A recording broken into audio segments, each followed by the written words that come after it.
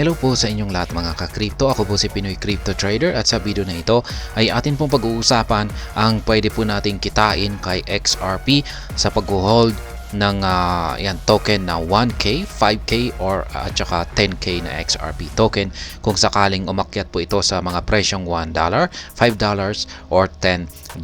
Kaya yan, bago po tayo magpatuloy, nais ko lamang po munang bigyang linaw ang aking disclaimer kung saan ang nilalaman po ng video na ito ay hindi po ito isang financial advice. For education and information purposes lamang po ang layunin nito. Maliban po dito ay nais ko na rin pong magbigay babala na wala pong kahit anumang group chat ang Pinoy Crypto Trader. Ayan, sabi rito ay this article evaluates the possible returns for investors holding 1,000, 5,000, and 10,000 XRP tokens if ever it clinches certain price targets such as $1, $5, and $10. Ayan. Sa mga may holdings na dyan na XRP token na nasa 1,000, 5,000, or 10,000 yan na XRP tokens. Ayan, pag-uusapan po natin sa balitang ito ang pwedeng magiging halaga nito kung sakaling umakyat po ito sa mga price targets na $1, $5 at saka $10. Industry commentators have relentlessly argued that XRP is one of the most undervalued crypto asset in the market. Ayan, totoo po yan. Maraming mga commentators, industry commentators ang nagsasabi na undervalued si XRP or nasa murang-murang presyo ito or napakababang presyo nito. Ayan, as a result, they expect its price to skyrocket to unprecedented levels when the next bull run comes. Ayan, dahil dyan ay marami po ang nag-i-expect or umaasa na si XRP. Ayan, sa pagsapit ng sunod na bull run ay magbibigay ito ng sinasabi po rito unprecedented levels. Ayan, napakalaki po yung kanyang aakyatin na presyo. Ayan, while these projections remain uncertain due to the unpredictable nature of the crypto market, several market analysts have already set up targets for XRP. Some chartists have projected a surge to $1 in the short term and others have predicted rallies up to $5 and $10. Kaya yan, nagsilabasan po yung mga market analyst sa pag-predict dito kay XRP kung hanggang saan yung kanyang posibleng akyatin. At ang karamihan po rito sa mga analyst ay aakyatin ni XRP ang presyong $1 or yan $5 at saka $10. Yan, meron pang isang sikat na market analyst ang nakapagsabi na aakyat ito sa $50. Yan, ganyan po kataas. Ayan, pero hanggang $10 lamang po tayo rito. Meanwhile, the debate rests on XRP's potential to clinch these price targets. As market participants anticipate potential rallies, some have leveraged the current pace to accumulate more tokens. But how much would one make should XRP ever hit any of these thresholds? Ayan. Dahil sa mababang presyo ngayon, ng XRP ay marami pong nag-take advantage dito ng mga holders ng XRP na mag-accumulate. Yan, accumulation phase ngayon. At ngayon ay ang malaking tanong rito ay or gustong malaman ng lahat na nakapag-accumulate na ng XRP token nila ay magkano naman yung pwede nilang kitain kung sakaling na-hit ni XRP ang mga presyong ito. $1, $5 o tsaka $10. Kaya ayan, unahin po natin dito. Kung ikaw ay nakapag-hold or meron ka pong na-accumulate na worth 1,000 na XRP token. Yan, ito po ang pwede po natin kitain. Ngayon ay naglalaro po ito sa presyong 61 cents. Ayan, nagkaroon lamang po ng bagyang 1.4 increase nitong nakalipas na 24 oras. Kaya kung pagbibili po tayo ngayon ng 1,000 na XRP token, ay magiging halaga po nito ay $610. Yan po ang equivalent ng 1,000 XRP token. Yan sa kasalukuyang presyo nito na 61 cents. Ngayon kung sakaling umakyat po ito, yan sa presyong $1. Yan, yung ating 1,000 na XRP token ay syempre magiging $1,000. Yan.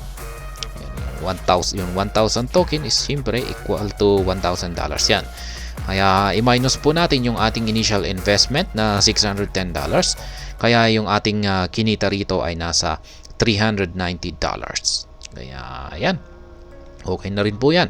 In a scenario where XRP climbs to $5, the value of 1,000 XRP tokens would soar to $5,000. Yan. Kung pag umakyat naman po ang presyo ng XRP sa $5, ay syempre yung 1,000 na XRP token natin ay magiging worth $5,000. Kaya kung i-minus po natin yung ating initial investment dito na ayan, substantial return ay magiging 4,390 po yung magiging kikitain talaga natin dito. Kaya ayan, yan po yung ating kikitain dito kung pag naka-hold tayo ng 1,000 XRP token na umangat kapag umangat ito sa $5. Syempre yung puhunan pa rin natin ay nasa 610 pa rin, $610.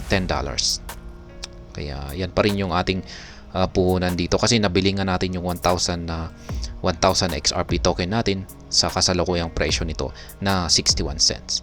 Kaya minus po natin yung $610 na ito, $610 na puhunan natin sa $5,000. Kaya ito po yung sagot. Ito yung return na talagang kita na natin, $4,390. Ngayon kung sakaling umakyat naman po ito sa $10, yung ating 1,000 token ay magiging $10,000. Yan, minus po ulit natin yung initial investment natin na $610 at ito po yung ating ROI, $9,390. Ngayon dito naman po, sabihin natin ay medyo malaki-laki yung ating puhunan at kaya nating bumili ngayon ng $5,000. Kumbaga 5,000 XRP po. Ayan, ayan, bibili po tayo ngayon ng 5,000 na XRP token sa kasalukuyang presyo nito na 61 cents ay kailangan po natin ng puhunan na nasa $3,050. Kaya yan po ang puhunan natin. Ngayon kung sakaling umakyat po ito sa $1 ay yung ating 5,000 XRP token ay magiging $5,000. Kaya minus po natin yung ating initial investment dito na 3,050 at ito po yung ating kikitain, $1,950. Ngayon kung sakaling dito naman umakyat yung market price na XRP sa $5, ayan,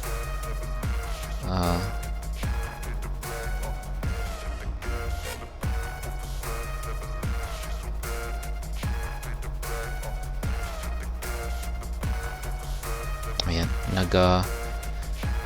pumunta po rito, na-click ko po yung XRP climbs to $5 na link. Kaya pumunta po siya sa ibang page.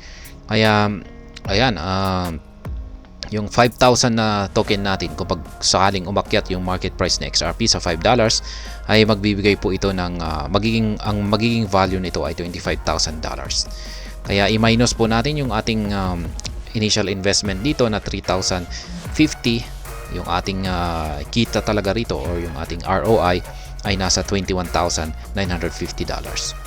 Ayan, $10 naman. Kapag sakaling umakyat ang market price ni XRP sa $10, yung ating 5,000 token ay magiging $50,000. Ayan, minus natin yung ating initial investment na 3,050 ay ayan, yung ating ROI ay $46,950. Kaya, ayan, holding na 10,000 XRP at $1, $5, or $10. Ayan, 10,000 na XRP token naman ngayon. Kung malaki-laki na po ito at kung bibili po tayo ng 10,000 XRP token sa ngayon ay sa kasalukuyang presyo nito ay kailangan po natin na mag-invest ng $6,100. Yan po yung kailangan natin na puhunan. Ngayon kung sakaling umakyat po ng $1 ang market price na XRP, yung ating 10,000 na XRP token ay magiging $10,000. Ayan. Kaya i-minus lamang po natin yung ating puhunan dito na $6,100 ay ayan, ito po yung ating ROI, $3,900. Ngayon kung pagsakaling umakyat naman ang XRP, market price na XRP sa $5, yung ating 10,000 na XRP token ay magiging $50,000. Kaya ayan, minus po ulit natin yung ating initial investment dito or puhunan na $6,100 at yan ang ating magiging ROI, $43,900. Ngayon, ito naman kung pag umakyat po sa $10 yung market price ni XRP, yung ating 10,000 token ay magiging $100,000 na. Minus yung initial investment natin ulit, yung puhunan natin na 6,100. Kaya ito po talaga yung ating magiging ROI, nasa $93,900. Kaya yan. Nonetheless, it remains uncertain if XRP can hit $10, $5, or even $1.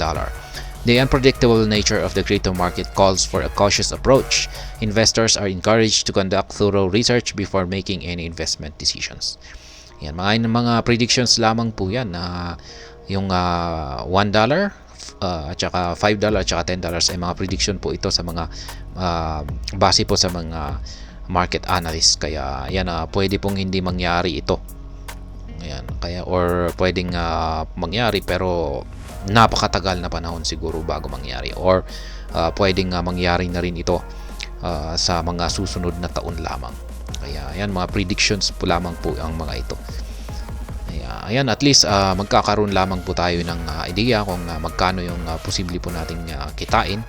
Ayan, kasi mahalaga po yung target natin na at least meron po tayong target profit or target na amount na gusto po nating kitain sa pag-i-invest dito kay XRP. At least nagkakaroon tayo ng ideya. Kung nakukulangan tayo ay syempre dagdagan natin yung ating amount ng XRP na ating hino-hold. At ayan, hanggang dito na lamang po tayo sa video na ito. Sana po ay inyong nagustuhan ang aking paliwanag dito. Kung inyo po itong nagustuhan, pakiclick lamang po ang like button nito. Para naman po sa mga bago lamang dito, kayo po ay aking inaanyayahan para mag-subscribe. Pakiclick na rin po ang bell icon nito dahil ito po ang siyang magsisilbing notification nito sa mga bago kong videos na akin pong ina-upload sa aking YouTube channel na ito.